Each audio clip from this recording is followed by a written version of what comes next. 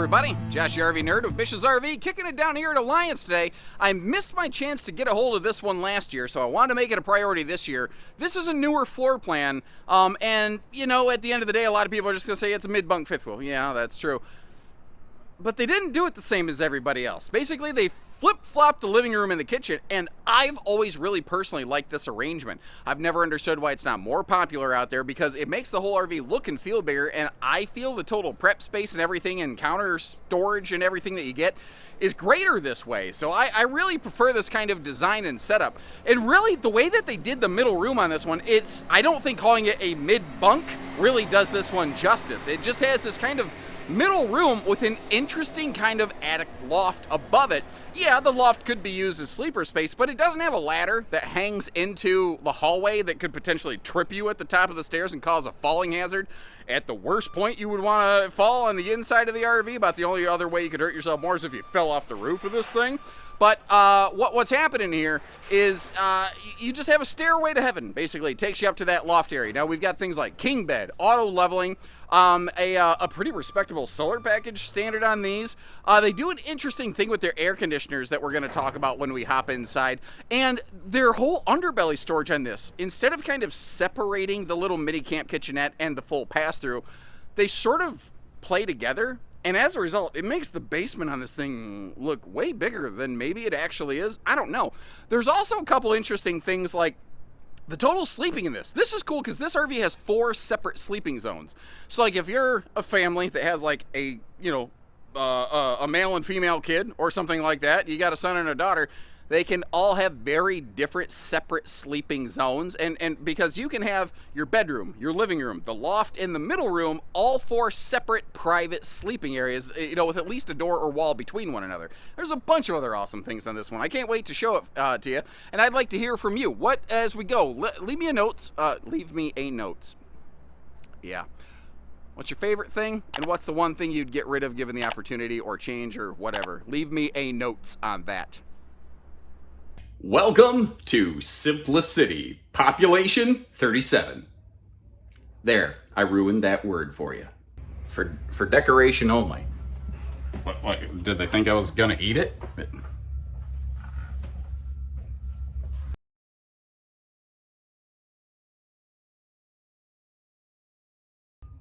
And I think, like, this kind of layout, it just looks and it just feels so massive and spacious the moment you walk in the door. And I think it's because the island for the kitchen is pushed back further toward the back of the RV, like 4 foot from what it normally is. So as a result, the welcome home space when you first walk in the door is just wide open. Now you can see very pet-friendly features here like carpetless and ventless, including main floor matching slide floor. And really the way that they do, like, they don't even add this like hard trim that could get frayed and snagged over the ears. The slide floor and the main floor, man, it's just almost visually seamless when you look at it. And they are using, you may have noticed, opposing floor flush slides. Avenue is a 101-inch wide fifth wheel, so that extra big body giving them a little bit of extra space. And you can tell from that little sticker right there in the slide fascia, if you got some eagle eyes, this is 80-inch tall slide room. So quite tall. That's 6'8". So from the slide floor to the ceiling, 6'8". There is technically a slight step up, a little bump from the main floor to the slide floor, but nothing major. I like that I keep saying slide, fascia, accent lighting right there. And that tabletop, that is a big chunk of hardwood. Not like particle board, but hardwood, but at the same, which is nice. But these posts, these hard knee knocking leg posts, I asked you to leave me comments. What's the one thing you'd change and your favorite thing about it? That is my personal thing that I would change, is I would do anything other than those things right there, because they are not friendly to folks of my size and stature, you know. Now, all these countertops are all solid surface, and a neat thing, like with all these plumbing fixtures, anything that has water running to it can be shut off individually. So like, let's say for whatever reason your toilet's on the fritz and you're like, well, I can use the park toilets to get through for the weekend here. You don't have to like end your entire trip because, well, I have to shut off the water system because now I can't take a shower or anything. Well, you can still take a shower or whatever, you just can't use the toilet or whatever the case may be. Alliance, has some extra things in their plumbing. They also have all color-coded wiring.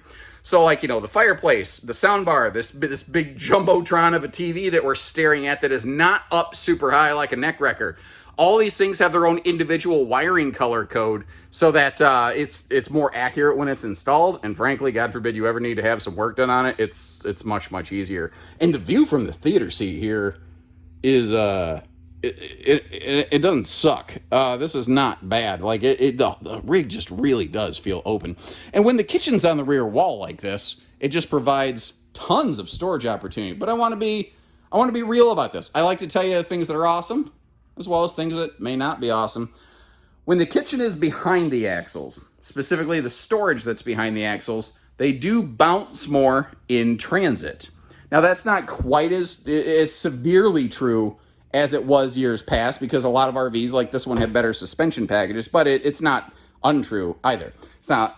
There are still plenty of instances where rear kitchens like this will bounce a lot going down the road. So if you're going to be mobile with this floor plan, you're going to want to pack accordingly, and you're going to want to get dishes that don't break, and you're going to want to make sure that you have them good and secured in transit. If you're going to be stationary, this floor plan rocks, brother. Now, if you look at this, a lot of RVs do this. People look at this and go, these people, their quality control sucks. Look at their vent fan. It's not even mounted straight. Like, I get it. That's the first thing that would go into anyone's mind, reasonably.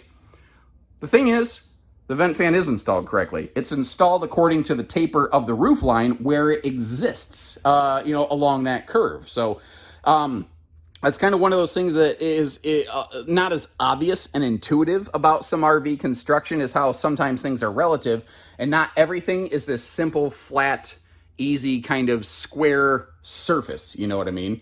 I think we've pretty much, given you the full view of everything. A couple neat little details. They're very good about dimmer lighting in a lot of your alliances, which, as somebody who's used campers, I can tell you is very useful. So right next to the sofa, the lights, above you in the slide, you flick your thumb over it and they turn on and off. But if you hold your thumb on it, well, then they dim down and they have positional memory. So if you turn them down because you're watching a movie at night, and then in the morning, before your eyes are really well adjusted to the light, because the sun hasn't come up yet, depending on when you get up, they will stay in that down position, which is kind of handy.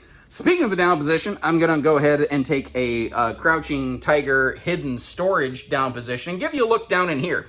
Now, along the way, we have a special guest that you're going to see today. Being the Vanna to my Pat is our fella from Enjoy the Journey. I happen to bump into him here, in case you're unaware. This is another individual that does various content of their own. They don't do a lot of new RV tours like this, but he's actually pretty much a full-timer. I believe he has a Grand Design RV, and he'll do coverage on things like, hey, what about a more ride suspension package upgrade? Or what about this, that, or the other thing? What about some sort of, enhancements to the RV? What would we add to this? Or how would I outfit my truck? Like, if you're curious, maybe check out that channel. If I will leave you a link in the video description to check that out. I'll tag his channel there, and if I forget, please leave me a comment so that I can make sure I get that caught up for you. Because hey, I'm not the only guy that makes RV videos, and there's so much stuff after you buy one that I just don't have a chance to cover, that I like you folks to know that you're out there. Even if I can't provide it, I like you to know the things that are available out there. Like my friend Ross from RV Tips and Travel, Jason and Abby from RV Miles. These are some people that I personally think make some absolutely dynamite content for folks who maybe aren't just buying an RV, but have an RV and want to learn, how can we camp better? And I'm not sponsored. They didn't pay me. I don't take sponsorship money. I work exclusively for Bish's RV, and I don't criticize anyone that has sponsorships. Like, I get that that's how some people make a living. That's perfectly fine. But that's not what I do. That's just my personal opinions here. Now, this middle room, in case you're curious, yes, it does have air conditioning. It gets ducted down from there. It actually, there's, you see these AC vents up here in the ceiling? There's basically one of those built into the wall that, for lack of a better way of saying it, has like a dryer vent tube that will duct air conditioning down into this little room. And you do see that you have the, heating down here by the floor. Now, I think this is going to be okay. The converter is over here, and I think when that slide closes, you're still going to be able to get to it. I always like to try to find a converter. If it's covered by a slide when it's closed, man, that could be a major, major problem. Now, this room has the same blackout roller shades, but if you take a look here, we've got our special guest once again, kind of laughing as we sort of give him the, the honors of doing the size demos this week. He was an awesome, awesome sport, and I didn't force him to do any of this, obviously. He goes, yeah, sure. No, that'll be fun. We had a good time. It was just kind of cool that we bumped into each other down here at Alliance. What's neat about this one, if you're looking for like a little office space, like a small little laptop warrior like me, that's all I really need. More counter space is neat, but that's all I really need. And I could always bring like a little table to bring in, beside me or something like that. But I noticed an interesting thing here. Like looking down here, you see some awesome dresser drawers. But when you look up top, what looks like a big closet is not, because that's basically hiding the staircase that goes into the loft above us. So as a result, that is a weird wedge-shaped piece of storage. I'm kind of curious, like, what would you do with that? But as I said, there's a loft above, but it's not like a Nerf battle loft that's open into the living room. Everything is very privatized. So your living room is your living room. Each room is each room. But instead of one of those foot-busting dowel rod ladders that sticks out that hurts, they had an actual kind of staircase, kind of ladder. The fellow that is over the top of North Points calls that a statter. I'd like to take credit for that nerdism, but it is not my own. And up here you've got this, I'm going to call this an attic. I don't know that I'm really going to call it like a loft so much for like sleeping. You do have a couple household outlets up here, which is kind of handy for like fan or alarm clock. Obviously, you've got AC venting. I don't really see where you have heating up here, so that might be a thing to consider, but maybe it's fine. I don't know. I would imagine in super cold camping that would be an issue. But once again, using our buddy as a demo point here, you can see how he was, again, more than willing to kind of play along and have a good time with us. And I asked him, like, hey, because he was about my size. He looked like he was about just over 6 foot. He was a good chunk lighter weight than me. I'm carrying more weight around the midsection than he was, certainly. And here he is again around the toilet giving us the demo right there, which we all got a good laugh about. And again, he was totally willing to play ball with us.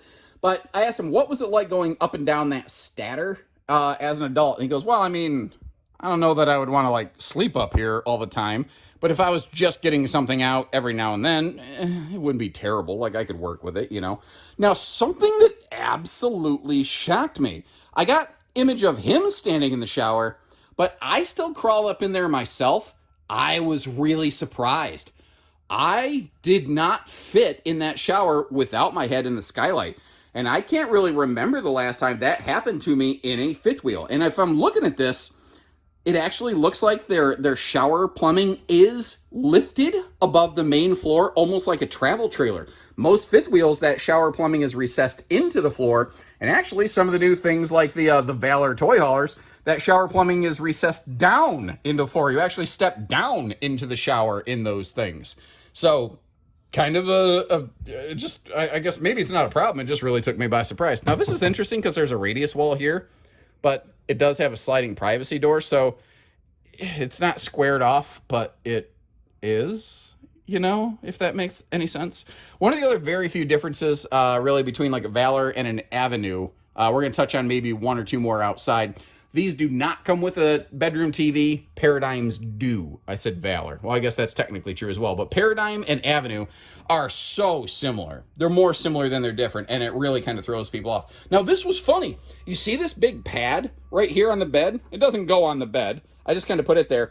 What that is intended to be is that is the cushion to convert that gigantic long dinette into a sleeper. Well, what's funny is I figured out how to use the cushions that are on it to put it into a sleeper without using that stupid extra pad. So chances are those are going to stop showing up in these Avenues because unbeknownst to anybody, evidently before today, you don't need them, which is kind of cool, I guess. By the way, did you notice both sides of the bed, right on these face-mounted things, have these nice outlet combos where you've got household, USB, type A and C on those things. That was cool. And it looks like the USB plugs are actually 12 volt hot. A lot of times those combo plugs only work when you're on 110 power. That was, I think, a really cool surprise. Now we're looking at a queen bed, but the bed base is queen, or we're looking at a king bed. The bed base is queen size.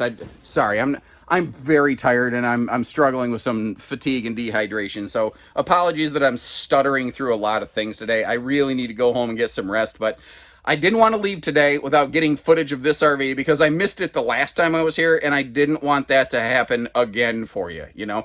By the way, your avenues up in that front closet, they are washer and separate dryer prepped. They don't do stackable, they do side by side, washer on one side, dryer on the other. I've been told that that can potentially eat into your hanging closet space. And I've had some people say, well, my hanging space exists above the washer dryer, so it's not an issue. So I suppose the correct answer might depend on your personal size for your clothing hanging and which unit you install. I'm not sure, because there's more than one.